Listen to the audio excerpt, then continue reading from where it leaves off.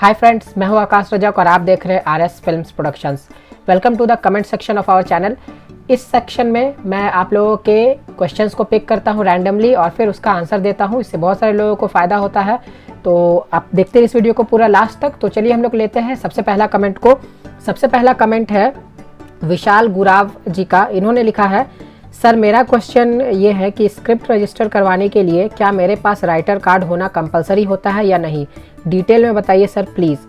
तो देखिए, अगर आप स्क्रिप्ट को रजिस्टर करवाना चाहते हैं तो आपके पास राइटर कार्ड होना बहुत ज़रूरी है, क्योंकि राइटर कार्ड आप जब बनवाते हैं तो राइटर कार्ड बनवाने पर ही आपको एक मेंबरशिप नंबर दिया जाता है और उस मेंबरशिप नंबर के साथ आपको पासवर्ड भी मिलता है, जो कि आप जिससे ऑनलाइन रजिस्ट्रेशन करा सकते हैं।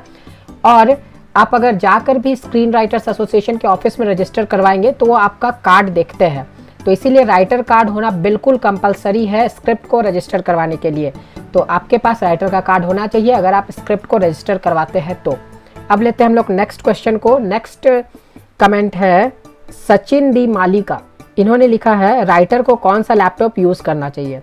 राइटर जो है वो कोई सा भी लैपटॉप यूज़ कर सकता है जिसमें MS वर्ड अच्छे से चल सके।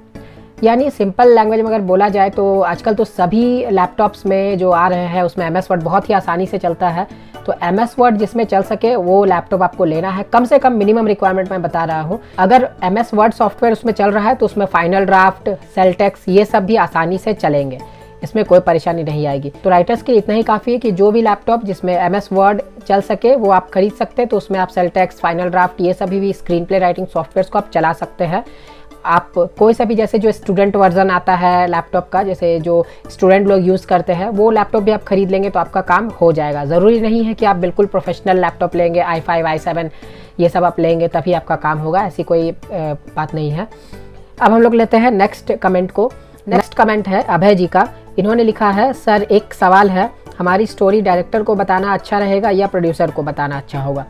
देखिए, आप अगर एक स्क्रिप्ट राइटर है तो आपको हमेशा प्रोड्यूसर से कांटेक्ट करने की कोशिश करनी चाहिए। आपको डायरेक्टर से कांटेक्ट करने की कोशिश नहीं करनी चाहिए, क्योंकि डायरेक्टर जो है वो खुद प्रोड्यूसर्स के द्वारा हायर किया जाता है। यानी डायरेक्टर्स जो है उसे खुद प्रोड्यूसर हायर करता है और डायरेक्ट करवाता है फिल्म को। तो इसीलिए आपको स्क्रिप्ट के लिए प्रोड्यूसर्स को ही अप्रोच करना चाहिए, प्रोड्यूसर से ही कांटेक्ट करना चाहिए, डायरेक्टर से नहीं। अगर आप डायरेक्टर से कांटेक्ट करने में अपना समय बर्बाद करेंगे तो आपका नुकसान ही है। आप प्रोड्यूसर से कांटेक्ट कीजिए।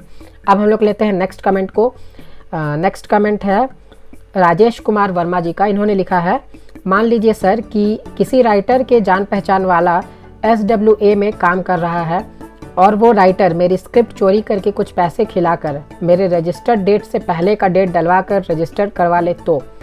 देखिए, ऐसे तो होने का कुछ भी हो सकता है, लेकिन बात यहाँ पर यह है कि SWA जो है यानी स्क्रीन राइटर्स एसोसिएशन जो है, ये बहुत ही विश्वसनीय एक ट्रेड यूनियन है जहाँ पर आपके स्क्रिप्ट को रजिस्टर किया जाता है और आपका कार्ड बनता है राइटर का। इससे बहुत, ये जो ट्रेड यूनियन है इसमें बहुत बड़े बड़े लोग जुड़े हुए हैं और इसमें इस तरह की चीटिंग की बात ही नहीं आती है। लेकिन होने का कुछ भी हो सकता है, लेकिन अभी तक का अगर आप स्क्रीन राइटर्स एसोसिएशन का वर्किंग देख करके चलेंगे तो ऐसा कभी कुछ हुआ नहीं है, किसी राइटर के साथ इस तरह की चोरी हुई नहीं है। ऐसे भी चोरी हो नहीं सकती है। जैसे मान लीजिए आप स्क्रीन राइटर्स एसोसिएशन के ऑफिस में जाते हैं और जाकर के रजिस्टर करवाते हैं तो वहाँ पर आपके स्क्रिप्ट में रजिस्टर करके यानी स्टाम्प लगा करके साइन करके आप ही को रिटर्न दे दिया जाता है, उसकी कॉपी वहाँ पर रखी नहीं जाती है। और आप ऑनलाइन जब रजिस्टर करते हैं तो ऑनलाइन रजिस्टर करवाने पर भी क्या होता है कि वहाँ पर सर्वर पर आपका जो स्क्रिप्ट है वो सेव नहीं होता है, वो बस आपके लिए 5 दिन के लिए डाउनलोड सर्वर में सेव हो जाता है, ताकि आप उसे 5 दिन के अंदर डाउनलोड कर ले PDF फाइल के उसको और फिर आप यूज़ करें उसे। तो याद रखें कि स्क्रीन राइटर्स एसोसिएशन जो है वो अपने सर्वर पर भी ऑनलाइन रजिस्ट्रेशन के समय भी उसे सेव नहीं करता है, तो ऐसे में चोरी की बात नहीं है। लेकिन हाँ देखिए, एक बात मैं कहना चाहूँगा कि होने का कुछ भी हो सकता है, लेकिन आज तक ऐसा कुछ हुआ नहीं है और उम्मीद है कि स्क्रीन राइटर्स एसोसिएशन जो इतना बड़ा ट्रेड यूनियन है, इतना बड़ा एसोसिएशन है, वो ऐसी गलती कभी नहीं करेगा। अब हम लोग लेते हैं नेक्स्ट कमेंट को। नेक्स्ट कमेंट है सलमान बेरेवाला जी का। इन्होंने लिखा है, सर मैंने एक सॉन्ग लिखा है, उसको सिंगर तक कैसे पहुंचाऊं, please reply sir.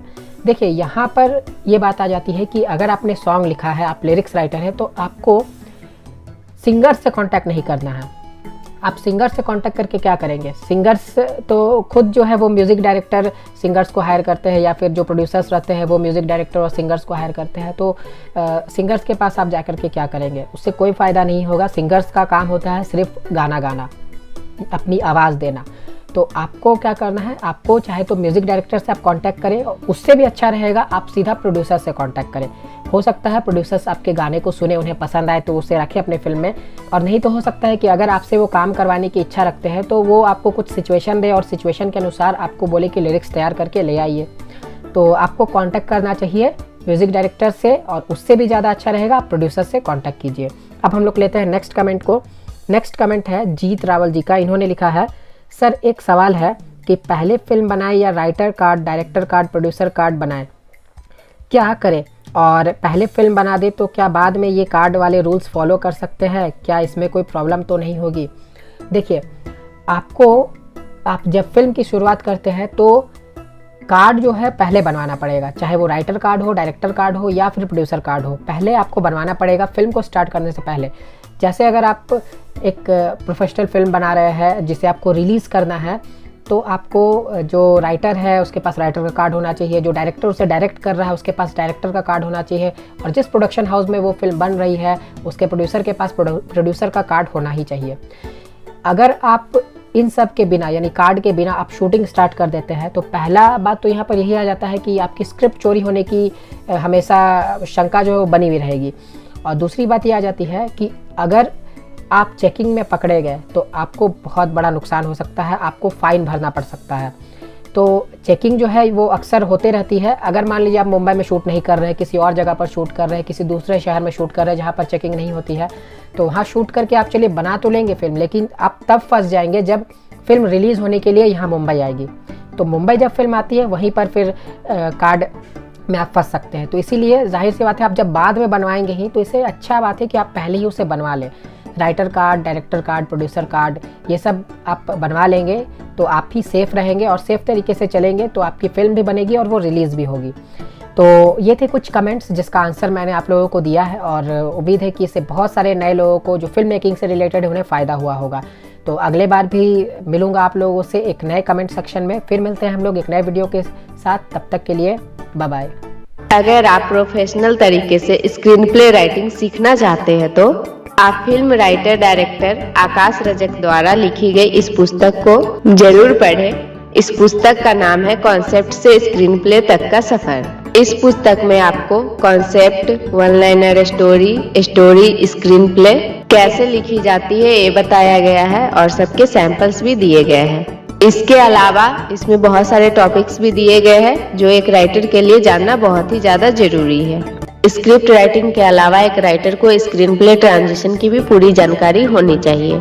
Screen play transition पर भी एक बुक है जिसका नाम है A to Z screen play transition. इस बुक में सभी तरह के स्क्रीन प्ले ट्रांजिशन को विस्तार से बताया गया है, जैसे fade in, fade out, dissolve to, intercut, jump cut आदि। स्क्रिप्ट राइटिंग और स्क्रीन प्ले ट्रांजिशन दोनों ही बुक खरीदने के लिए लिंक आपको इस वीडियो के डिस्क्रिप्शन बॉक्स में मिल जाएंगे। आप इन दोनों बुक्स को जरूर खरीद कर पढ़ें। दोनों ही बुक के प्राइसेस बहुत अफोर्डेबल हैं। आप इस बुक को खरीदने के बाद अपने मोबाइल, लैपटॉप या कंप्यूटर में आसानी से पढ़ सकते हैं। धन्यवाद।